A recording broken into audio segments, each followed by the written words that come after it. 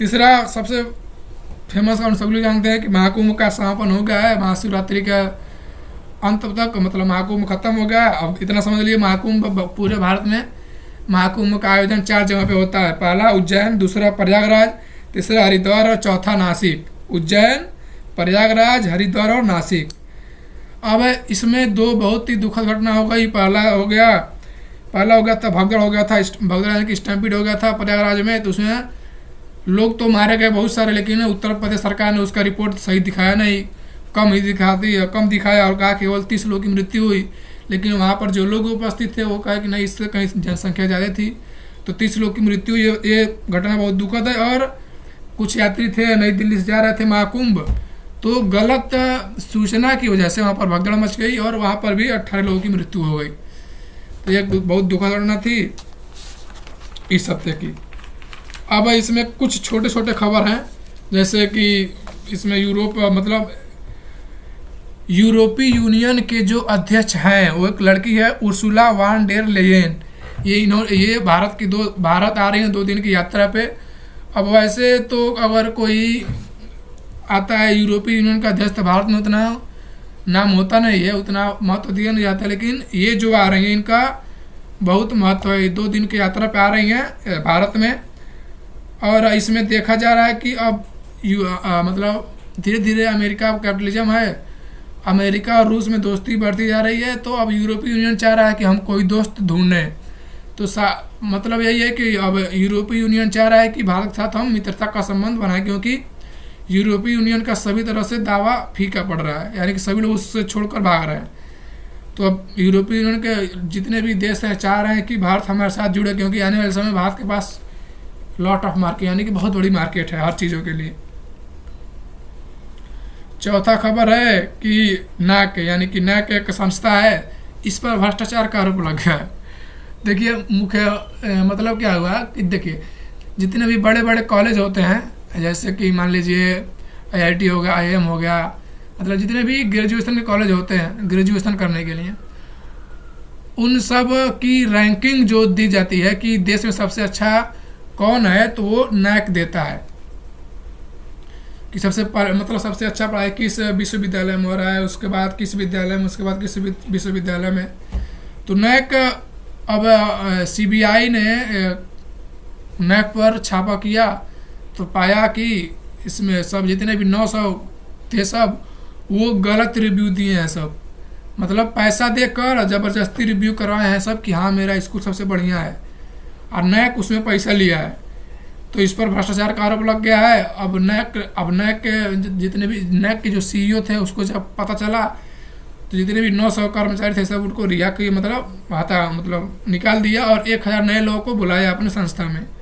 तो भरोसा करने लायक कोई संस्था है ही नहीं, मतलब जो विश्वविद्यालय को रैंकिंग देती है वही भ्रष्टाचार करने लग जाए तो कैसे पता चलेगा कि कौन सबसे अच्छा विश्वविद्यालय है। वैसे भी इंडिया में कोई किसी लायक विश्वविद्यालय है नहीं, उसमें भी एक नया भ्रष्टाचार आ गया है।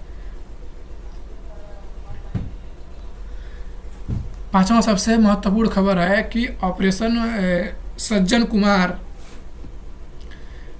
कुमार को अब सज़ा मिल गई है। अब ये सज्जन कुमार थे कौन? इंदिरा गांधी जब प्राइम मिनिस्टर थी तो अमृतसर जो मंदिर है उस पर आतंकवादियों ने एक बार कब्जा कर लिया था। तो अमृतसर मंदिर को छुड़ाने के लिए इंदिरा गांधी ने ऑपरेशन ब्लू स्टार चलाया था, और जब ऑपरेशन ब्लू स्टार चलाया गया तो मंदिरों की थोड़ा बहुत क्षति हो गई। उससे जो सिख समाज के लोग थे वो थोड़ा इंदिरा गांधी से दुखी हो गए, और इसी दुख के चलते जो इंदिरा गांधी के बॉडीगार्ड थे सब, उसी बॉडीगार्ड में 2 थे सब ईसाई। इसी गलती के चक्कर में दोनों बॉडीगार्डों ने दिल्ली में इंदिरा गांधी को गोली मारकर हत्या कर दी। अब इसमें पता नहीं क्या है, अब जहाँ पर देश आता है वहाँ पर धर्म को क्या महत्व देने की आवश्यकता है। अब वो नहीं, अब मान लीजिए वो नहीं निकलते, ऑपरेशन ब्लू स्टार नहीं चलता तो कहाँ से वो बच पाता। तो कुछ लोग होते हैं ना समझदारी होती नहीं 1% की, उन्हें सबसे पहले अपना धर्म दिखाया जाता है, देश दिखाई नहीं पड़ता है। और देश के लिए ज़रूरी था ना उनको तुम सबको भगाना, लेकिन छोटी सोच सबकी वैसी होती नहीं है, लेकिन कुछ लोग होते हैं छोटी सोच वाले। बताइए, इतना बढ़िया प्राइम मिनिस्टर थी, उनको गोली मार हत्या कर दिया सब। अब जो मतलब अब जब प्राइम मिनिस्टर की हत्या हुई, उसके बाद से जितने भी दिल्ली में हिंदू लोग थे, जितने भी दिल्ली में ईसाई लोग थे, हिंदुओं ने क्या किया, ईसाइयों को घर से बाहर निकाल कर जिंदे जला दिया। लाखों ईसाइयों को, लाखों सिखों को जिंदे जला दिया, और बहुत सारे सिखों की मृत्यु, मतलब उन सबको जिंदे जला दिया गया। उसी में एक व्यक्ति था 41 वर्ष का, उसको जिंदे जला दिया गया, और उसका लड़का था 18 वर्ष का, उसको भी जिंदे जला दिया गया था। और इस सबको हत्या को अंजाम देने वाला थे सज्जन कुमार। और सोचिए उस समय जब ऑपरेशन ब्लू स्टार चला था, उस समय उसको मतलब वो ऐसा कर्म वैसा किया था, मतलब जिंदे जला दिया गया था। और आज उसके 41 साल बाद, मतलब आज उसको सज़ा मिली है कि उसको आजीवन कारावास होगा। और जो सज्जन कुमार था वो कांग्रेस पार्टी का एक बहुत जाना माना नेता था। सोचिए, ऐसी है हमारी भारत की न्याय व्यवस्था। इतना देर से न्याय मिलता है कि अगर जिसके ऊपर बीता होगा वो भी भूल गया होगा कि छोड़ो हटाओ। तो एक तरह से हमारे न्याय व्यवस्था पर मजाक है। कब का ऑपरेशन ब्लू स्टार हुआ है, और अब इस समय उसको सज़ा मिला है। और सोचिए, अगर मान चलिए अगर वो निर्दोष होता तब उस पर क्या बीतता कि 41 साल हम जेल में रहे और हम निर्दोष रहे। मतलब अगर कोई व्यक्ति रहता है, उस पर झूठा मुकदमा चलता और 41 साल उसको जेल में रखा जाता, बाद में सरकार कह देती कि ये तो निर्दोष है। सोचिए क्या बात है, क्या उस पर बीतती। और वो तो मान लीजिए दोषी है, उसको सब लोगों ने देखा है, तब भी उसको सज़ा देने में 41 साल का समय लग गया, क्योंकि उसके पास राजनीतिक शक्ति थी। यही तो भारत के पास कुछ कमियां हैं। जितने भी शक्तिशाली लोग हैं उनको सज़ा मिलता ही नहीं है। सोचिए, जिंदे जला दिया है बच्चे को, इसको आज सज़ा मिले 41 साल बाद। मतलब अपराधी को अपराध करने के 41 साल बाद सज़ा मिली, वो भी मृत्यु नहीं, आजीवन कारावास मिल रहा है। छोड़िए, अब अगला खबर है मातृत्व लाभ की स्थिति। यानी कि अब हुआ क्या है, अब एक योजना आया था, मतलब एक योजना पहले आया था कि अगर कोई महिला प्रेग्नेंट है तो उसको 6,000 रुपया पर, मतलब एक बच्चा, मान लीजिए अगर कोई महिला प्रेग्नेंट है तो उसको 6,000 रुपया दिया जाता था उसको पोषण करने के लिए। यानी कि जब भी महिला कोई प्रेग्नेंट होती है तो खाने के अलावा उसको अतिरिक्त पोषण की आवश्यकता पड़ती है, ताकि जो बच्चा जन्म ले वो अच्छा हो, बढ़िया मानसिक उसका विकास सही तरीके से हो। तो उसको पहले एक योजना था, उसमें 6,000 रुपये देने का प्रावधान था। अब क्या कर दिया गया है, उसको 6,000 से 5,000 कर दिया गया है, और 100 में से 50 महिलाओं को मिल ही नहीं रहा है। और उत्तर भारत में तो एकदम नहीं मिल रहा है। दक्षिण भारत में तो स्थिति सही है। दक्षिण भारत में जैसे उड़ीसा हो गया, तमिलनाडु हो गया, वहाँ की राज्य सरकारें हर जो भी महिलाएं प्रेग्नेंट रहती हैं सब, उन सबको 6,000 रुपये उन सबके खाते में चला जाता है। लेकिन इधर उत्तर प्रदेश, बिहार, मध्य प्रदेश में जो राज्य सरकार है थोड़ा भी ध्यान भी नहीं, और 6,000 से 5,000 रुपये कर दिए सब। बताइए,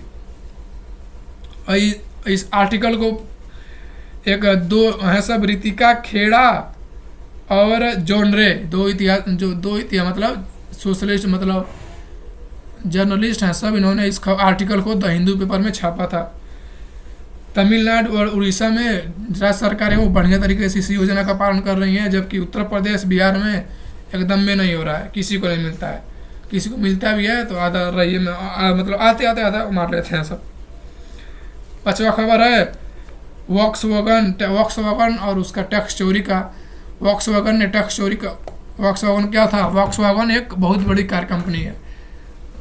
वॉक्सवैगन इंडिया में तो उतना नहीं चलती है, लेकिन विदेशों में बहुत बड़ी कंपनी है। तो वॉक्सवैगन का जो इंडिया में कारखाना था वो इतना होशियारी की थी। मान लीजिए अब कोई भी कार बनता है तो उसके लिए पहिया लगता है, हैंडल लगता है, अलग अलग चीज़ें लगती हैं। तो अलग अलग जगहों से उसका पार्टिकल आता है, अलग अलग पार्टिकल। ये क्या किए थे सब, अलग अलग पार्टिकल मंगाए थे सब। ये खबर नहीं दिए थे सब कि हम कार बनाने के लिए मंगा रहे हैं। वो सब झूठा बता दिए सब कि नहीं, हम दूसरे कामों के लिए मंगा रहे हैं। और जब दूसरे कामों के लिए मंगाएंगे सर तो उस पर टैक्स कम देना पड़ेगा, और जब कार बनाने के लिए मंगाएंगे सर तो उस पर टैक्स ज़्यादा है। तो टैक्स बचाने के चक्कर में ही सब झूठा मतलब दे दिए सब न्यूज़ कि नहीं जो हम सामान मंगा रहे हैं जो ये सब तो अलग अलग चीज़ों के लिए, कार बनाने के लिए है ही नहीं। अब जब केंद्र सरकार को पता चला तो अब टैक्स लगाया एकदम जम के। कितना टैक्स लगाया है? 1.4 बिलियन यानी कि 12,000 करोड़ का टैक्स लगाया है वॉक्सवैगन पर, जुर्माना लगाया है। और अब मान लीजिए अब ये कि 12 साल से ये सब नहीं दे रहे हैं सब टैक्स, 12 साल से चोरी कर रहे हैं सब, लगभग 11 साल हो गए इन सबको टैक्स चोरी करते करते। अब अगर सब ब्याज व्याज जोड़ के बात किया जाए तो ब्याज व्याज जोड़ के 2.8 बिलियन डॉलर यानी कि 8 दूना 16 20,000 करोड़ रुपया इन सबको टैक्स देना पड़ेगा। अब इनकम टैक्स ने छापा मार दिया, अब कैसे भी इनको 20,000 करोड़ को टैक्स देना ही है। तो दो स्थिति हो सकती है, या तो दो अब काम हो सकता है या तो वॉक्सवैगन इंडिया में कारखाना बंद करेगी या तो सरकार से कुछ बातचीत करेगी। अब क्या होगा देखिए, इसमें सरकार की भी गलती है। 11 साल से क्या कर रही थी सरकार? 11 साल से उसको पता नहीं चल रहा था कि चोरी कर रहे हैं सब, और अचानक आज पता चल गया है। तो इंडिया में है कोई भी समस्या को समाधान किया जाता है लेकिन बहुत लेट से किया जाता है, और समस्या अगर लेट से समाधान हो रहा है मतलब समस्या का समाधान करने का कोई मतलब ही नहीं है। ये थी आज की कुछ महत्वपूर्ण खबरें। मतलब अब हफ्ता में एक दिन मैं जितने भी पूरे हफ्ते की महत्वपूर्ण खबर है उसका एक वीडियो बना दूंगा, तो उससे आप लोग समझ सकते हैं देश के बारे में। बहुत जरूरी है समझना देश में क्या हो रहा है। भगत सिंह कहते थे कि केवल पढ़ाई लिखाई करना युवा का कर्तव्य नहीं, युवा का कर्तव्य है देश की आर्थिक, सामाजिक और राजनीतिक स्थिति के बारे में संपूर्ण जानकारी लेना और जो ज़रूरत है अपना योगदान करना। तो मैं जितना कर सकता हूँ उतना तो मैं करता ही, वीडियो बना देता हूँ। अब हो सकता है मेरा अगर एक भी लोग देखते हैं समझते हैं बात को तो क्या मेरा उतना जो मैं चाहता था वो तो पूरा हो गया। जय हिंद।